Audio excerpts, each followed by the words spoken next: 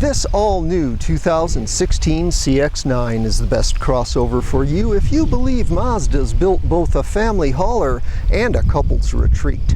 That was Mazda's explicit goal when it completely redesigned its midsize SUV.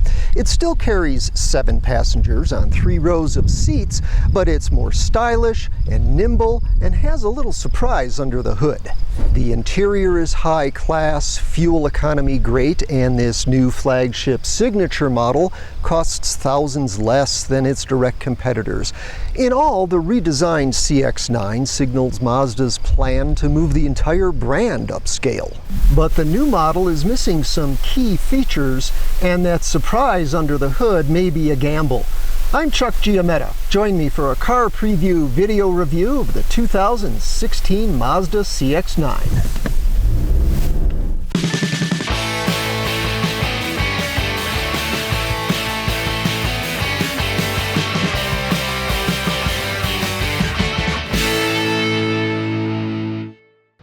This is the second generation follow-up to the original CX-9, launched for model year 2007. It slots above Mazda's compact class CX-5 and hits showrooms during summer 2016.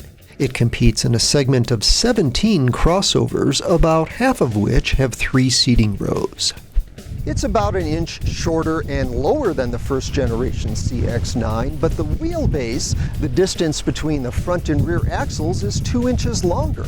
That creates stronger proportions and a more inviting canvas for the stylists. The chiseled new nose, slim LED headlamps, and LED daytime running lights are shared by all 4 models in a lineup that begins with the Sport trim, continues through Touring and Grand Touring, and tops off with the new Signature grade.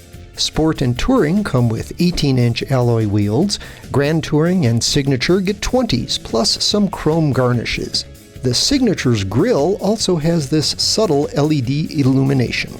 Also shared by every CX-9 is a turbocharged 4-cylinder engine.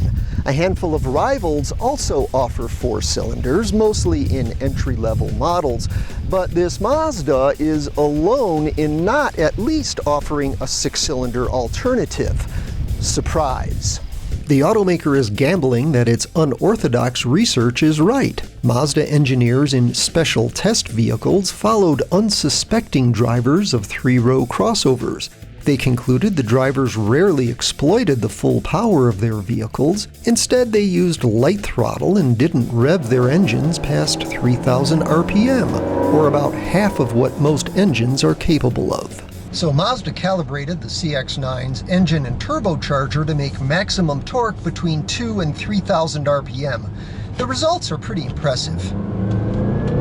Torque is the key to acceleration, and this 4-cylinder has more of it than the V6 in the first generation CX-9, and more than any naturally aspirated 6-cylinder in the segment. The only other 3-row crossover in the class to offer a Turbo 4 is the Ford Explorer, and the lighter new CX-9 feels quicker.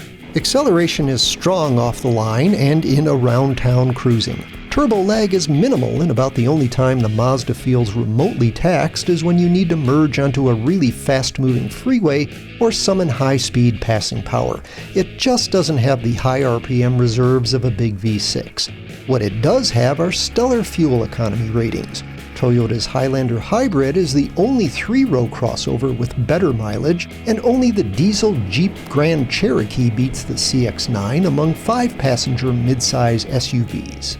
It's also a standout for road manners. The steering is precise, and even sudden changes of direction are handled with poise and confidence. That sort of agility is a Mazda hallmark, and the automaker hopes the new CX-9 adds refinement to its brand attributes. Lots of sound deadening makes this among the quietest midsize crossovers. It rides well too, although on bumpy roads, the 20-inch tires can compromise what is otherwise fine composure. This interior design aims to take the brand to new levels of sophistication as well. Every model but the least expensive Sport comes with leather upholstery. The Grand Touring and Signature add genuine aluminum trim, and the Signature gets exclusive auburn Napa leather, French stitching, and real rosewood veneers. This is what Mazda has in mind when it pitches the CX-9 as a couple's retreat. But how good is it at all those less romantic trips that dominate a modern family's week? Well, it's easy to get into and out of the first two rows, where room and comfort are very good. The second row seat slides and reclines, and you can leave a child seat attached to access the third row. That's where the CX-9 falls short of the roomier Highlander, Nissan Pathfinder, and Dodge Durango. It's a chore to climb in, the cushion is low, and second-row passengers must slide forward to make room for your feet and legs. Unfortunately, third-row occupants have no dedicated heat or air conditioning vents, no power points, no infotainment jacks. Small items storage space is ample, but cargo volume is a little below par, especially with all seats in place. Helping make date night and runs to soccer practice a little easier is a nice array of connectivity and convenience features at competitive prices.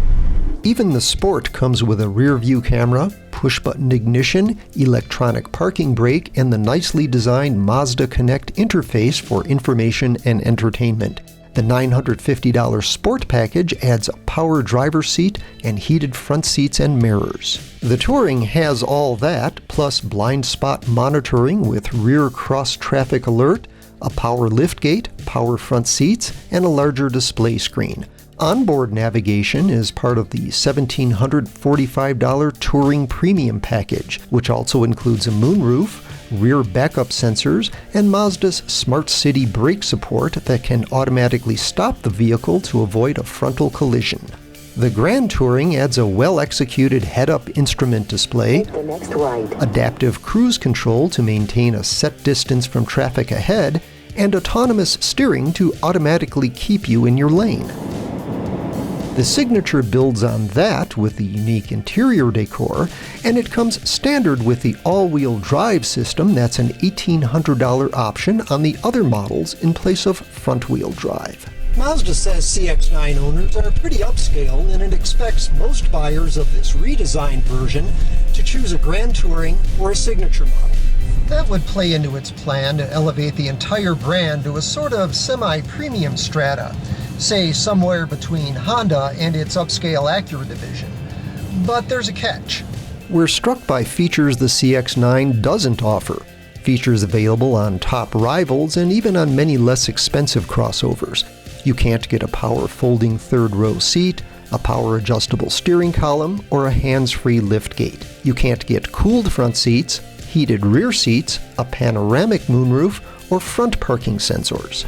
If this CX-9 is a beta test for Mazda's aspirational new positioning, it's going to need those features.